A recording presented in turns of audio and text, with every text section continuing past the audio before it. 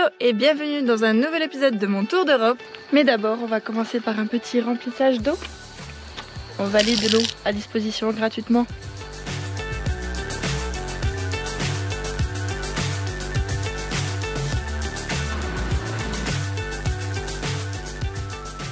Je vais aller découvrir le nord de la Slovénie pour y découvrir principalement des cascades. C'est pas ma faute, il y en a plein dans le nord de la Slovénie, donc ça sera le programme pour les prochains jours. Ensuite, je rejoindrai l'Italie. En Italie, je ferai juste la partie nord pour rejoindre la France, où je ferai mon arrêt d'environ 10 jours, 15 jours. On verra combien de temps je passerai en France avant de reprendre la route sur les pays du Nord. Comment je sais que le réservoir est plein? Eh bien, c'est quand ça déborde. Bon, ça va pas couler très longtemps.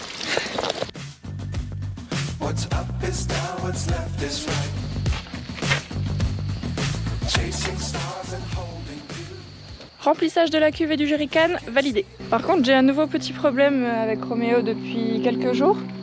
C'est que je n'arrive plus à ouvrir la porte arrière de Roméo, la poignée reste bloquée quand j'essaye de l'ouvrir. J'arrive toujours à ouvrir depuis l'intérieur, mais c'est un petit peu gênant, va falloir que je regarde ça très prochainement. En attendant, j'en profite pour aller découvrir la charmante ville de Bled. Je vais aller faire le tour du Bled, ou plutôt le tour du lac de Bled. En tout cas, il est magnifique.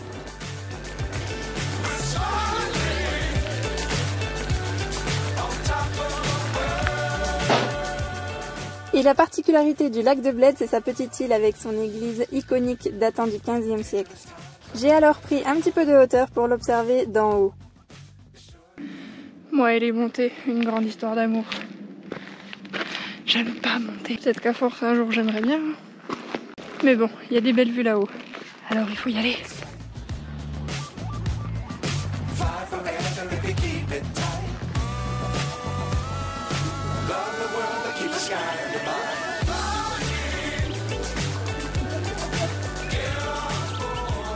Allez, plus qu'à finir de faire le tour du lac. Et retour Roméo. Je viens de faire ma grosse radine de parking. Je me suis garée là-bas, dans le parking le plus loin des gorges de Vingar que je veux aller voir. Il y a 1h30 gratuite. Du coup, j'ai pris le minimum, 1h30. Mais la balade, il faut compter minimum 2 heures. Donc on va juste croiser les doigts pour la dernière demi-heure et puis on va se dépêcher. Ouais, mais c'était 5 € après pour la demi-heure en plus. Enfin, pour 1 heure en plus. Le parking à l'entrée des gorges, il coûte 10 €. Et là, la journée, si tu restes toute la journée, c'est 20 €. Ouais, non, franchement, le prix des parkings en Slovénie, vous abusez. Déjà qu'apparemment, il faut payer 10 € pour rentrer dans les gorges. Bah, ça, je suis ok de les payer, mais payer le parking en plus, faut pas abuser. Hein. Économie, économie. Hein. J'entends les gorges juste en dessous. Je crois qu'on arrive bientôt.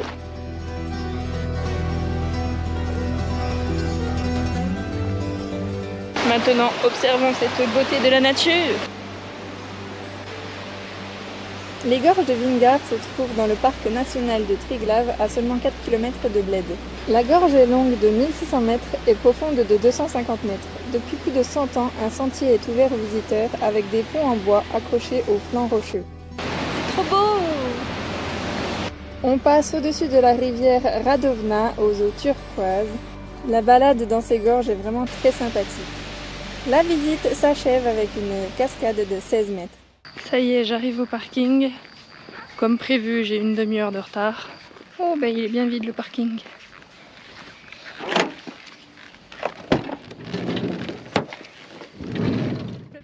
Petit réveil sur ce spot, pas très glamour du tout. C'est juste un parking à camping-car qui coûte quand même 20 € la nuit. Donc c'est pas donné pour avoir aucun service à part de l'électricité, mais j'ai pas besoin. Et avoir accès au chemin de fer juste à côté et les trains qui passent, voilà. Mais bon, les campings aux alentours, c'est entre 40 et 50 €, c'est pas donné, c'est parce que je suis dans le parc national de Triglav, qui est très prisé et touristique, du coup tout est cher. Et je vais pas tenter le camping sauvage ici, c'est écrit partout que c'est interdit. Déjà qu'en Slovénie, le camping sauvage n'est pas toléré, mais alors je vais pas tenter dans les parcs nationaux ou les réserves naturelles, les trucs comme ça. J'ai pas envie de me prendre des amendes. Donc j'ai payé mes 20 €, j'ai dormi tranquille et sereine. Et maintenant, direction de nouveaux lacs et cascades.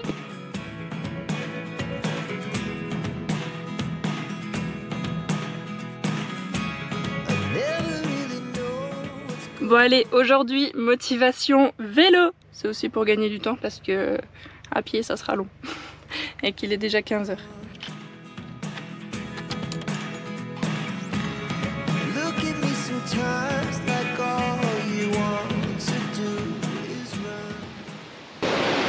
Mais quelle idée d'avoir pris ce vélo. Ça monte. Je sais pas c'est quoi le pire, de monter à pied ou en vélo.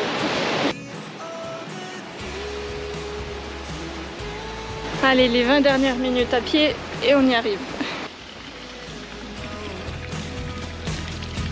L'entrée pour la cascade Savika coûte 4 €.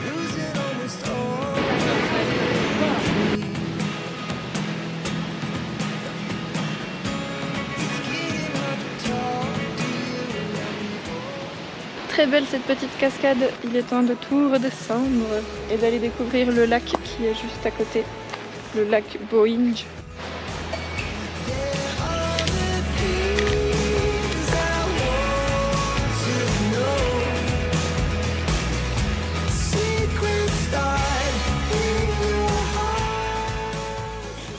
La météo elle a vite fait de changer ici, hein. J'espère qu'il va pas pleuvoir.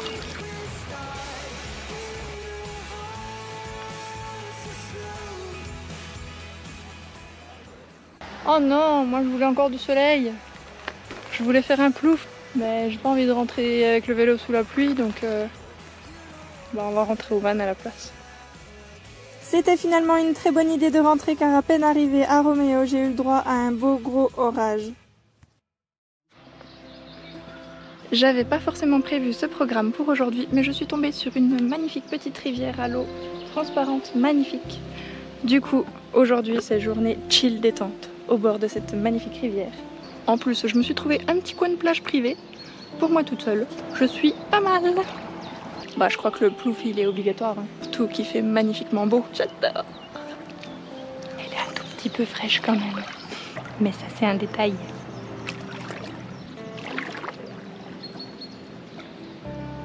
Rectification, elle est jolie. Ah ben au moins ça rafraîchit les idées. Bon, tout à l'heure j'avais allongé entièrement ma serviette et j'avais l'impression de tomber dans l'eau, et en fait je me suis rendu compte que c'est pas moi qui tombais dans l'eau mais c'est l'eau qui venait à moi. En fait le niveau de l'eau en à peine une heure là il a augmenté de 1 mètre, 1 mètre 50. Du coup je crois que la rivière elle est en train de me virer de sa plage. Il faut que je parte si je veux pas finir noyée. Non, je rigole. Mais du coup, il y a de l'eau partout maintenant. C'est plus une plage en fait, c'est ça le problème. C'est un message de la rivière, elle me dit que j'ai passé bien trop de temps sur cette plage. Il faut que je retourne au van. Tout ici, là, il n'y avait pas de l'eau avant. Par contre, l'eau, elle est tellement belle, tellement transparente. C'est un plaisir de faire des ploufs ici.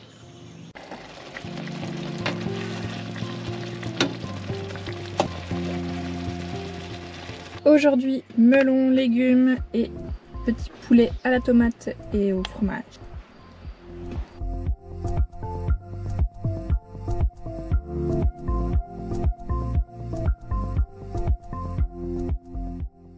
Bon, itinéraire camping. Bon, ce soir c'est jour de fête, c'est direction au camping. 15 € la nuit, c'est raisonnable. Il m'a été conseillé par des autres voyageurs.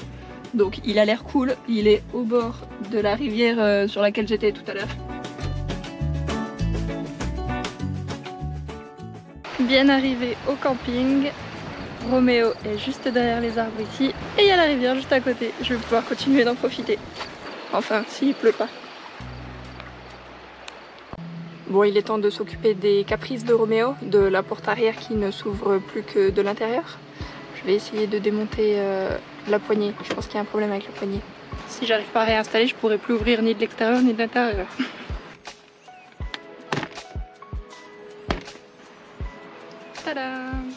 Je vous présente l'intérieur de la portière de Roméo. Et oui, il y a de l'isolation. Et voilà la poignée. Je fais style, je m'y connais, mais en fait, je sais pas du tout c'est quoi le problème. Ah si, peut-être. Je crois que j'ai trouvé. Enfin, presque. Ça, c'est pour la poignée intérieure. Et il y a le même pour la poignée extérieure, mais il est attaché à rien. Il faut juste que je trouve à quoi je dois l'attacher. Et ça sera bon. Je pense, peut-être, on verra. Après 1 heure à essayer de comprendre comment fonctionne cette poignée, c'est pas facile du fait que ce ne soit pas très accessible et surtout que je ne vois pas trop ce que je fais. Déjà, j'avance de ma recherche parce que je sais où appuyer pour que ça s'ouvre. Maintenant, il faut plus que je mette le petit truc qui s'est barré pour que ça le fasse sans mon aide. Enfin, que ça le fasse en actionnant la poignée, quoi. J'avance, j'avance. J'ai confiance, je vais y arriver. Je dois y arriver. Le problème, c'est que je fais ça à l'aveugle. Je vois pas ce que je fais. Genre, j'ai l'impression qu'il y a une petite pièce en plastique qui est cassée. Comment on fait pour voir là-dessous? Ah, je peux peut-être démonter la poignée avec l'œil.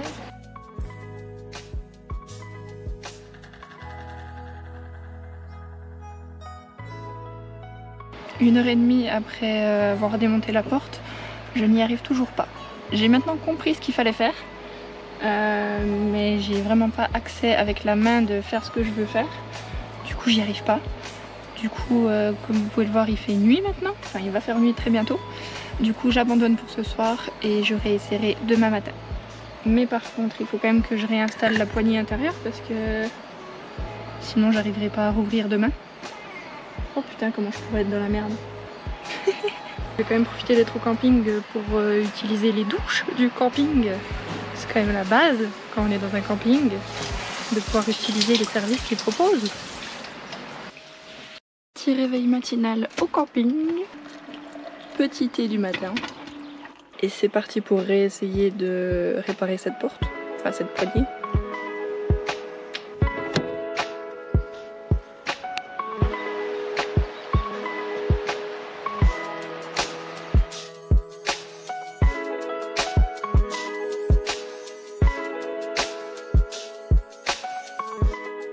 Je crois que j'ai réussi. Bon, en même temps, j'ai utilisé un outil que j'avais pas utilisé hier qui m'a beaucoup aidé. C'est cette pince que j'ai coincée juste pour... c'est l'histoire d'avoir une deuxième main à l'intérieur. Parce qu'il n'y a pas de place pour mettre deux mains là-dedans. C'est chiant. Raté. C'était un faux espoir. Désespoir. Il y a mon cousin qui est venu à la rescousse.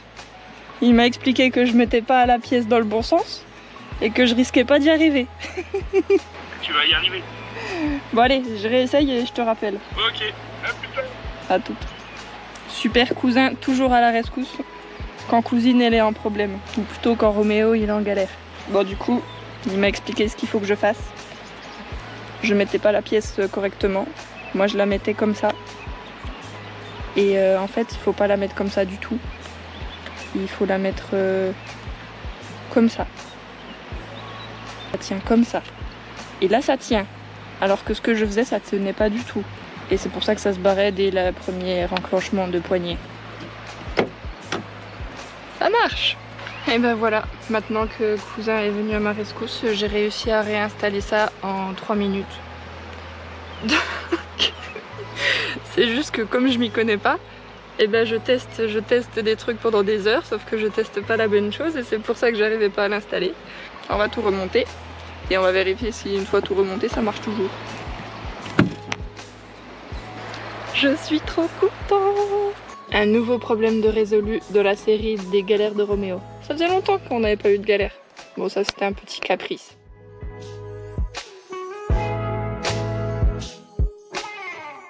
Dans le camping, j'ai sympathisé avec un couple de voyageurs que je suis sur Instagram. C'est eux d'ailleurs qui m'ont conseillé ce camping. Ça fait 1 an qu'ils voyagent à travers l'Europe en tente de toit avec leurs 2 chiens et on en a profité pour se faire un petit barbecue au bord de la rivière. C'était vraiment un chouette moment, on s'est régalé. On a ensuite enchaîné avec une petite soirée jeu. Ce soir, c'est petite partie de 1000 bornes, ou plutôt plusieurs parties de 1000 bornes. Avec les copains. Mais c'est la première fois qu'ils utilisent leur jeu. Alors qu'ils finissent leur voyage dans 2 semaines. Et c'est la première fois qu'on sort le jeu. Non mais ça c'est abusé quoi. Et il y a des règles cheloues en plus. Genre il y a le rétroviseur. Qui connaît le rétroviseur? Pas moi. Non plus. Alors, vu que t'as gagné, c'est toi qui commence. Ouais. Mais c'est moi qui ai le meilleur jeu. Tac. Non, c'est moi. Stop. Contre-stop. Bam. Oh, ça y est, il pose ses petits Ah ouais, trucs lui c'est enflammé direct. Genre lui il a dit vous ne bloquez pas la route. Ok, donc t'es pas immunisé contre ça. Bam. Compresseur. Il est sérieux lui? Ah ouais. Ok. Et ben. Et la pitié de moi, parce qu'il sait que si je suis bloquée de deux parties de suite, je vais bouder. Il connaît le mauvais joueur en moi. Et bah non. Oh, Ça c'est la carte de la mort qui tue. Oh la connasse. Adieu les 200 points. Bye Ça bye. fait mal sur un fois On est deux. comme ça. Ah, parce que le but du 1000 bornes c'est quand même de faire 1000 km. Je crois que j'ai gagné. 2, 4.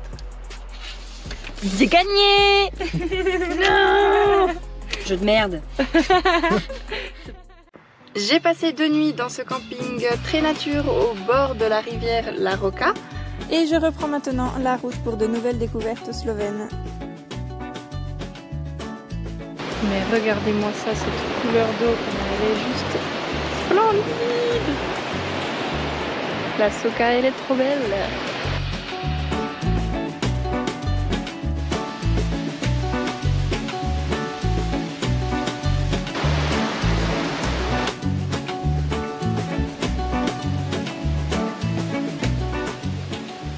Encore et toujours des cascades. Allez, encore de nouvelles cascades. Vous la voyez celle là-bas? Je crois d'ailleurs que c'est la plus haute de Slovénie, avec plus de 136 mètres de hauteur.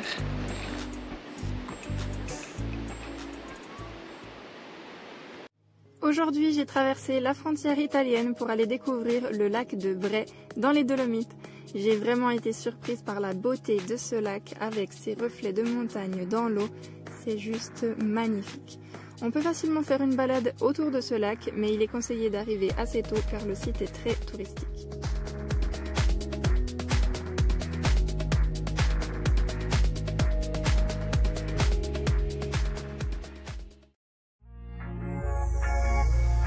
Je viens d'arriver en Suisse, ça veut dire que je me rapproche très gentiment de la maison.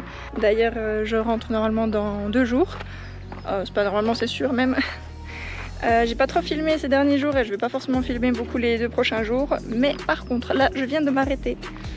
Donc je suis tout proche de la frontière italienne, donc dans le canton des Grisons. Et je suis à côté d'une rivière. Elle est belle.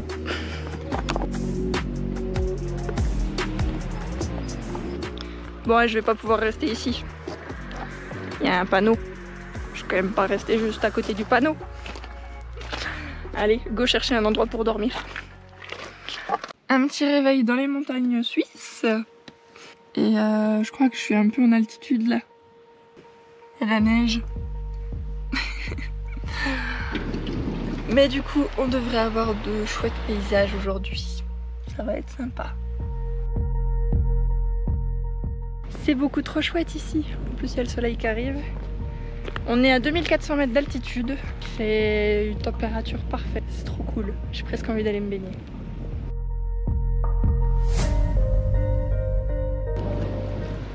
Ah ouais, elle est fraîche quand même. Putain, j'ai trop envie d'y aller. Je sais pas à combien elle est. Il y a encore des glaçons dedans.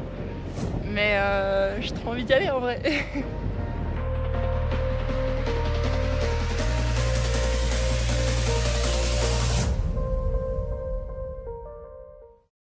Je ne suis effectivement pas restée très longtemps en Italie car mon objectif est de rentrer en France à la fin de la semaine.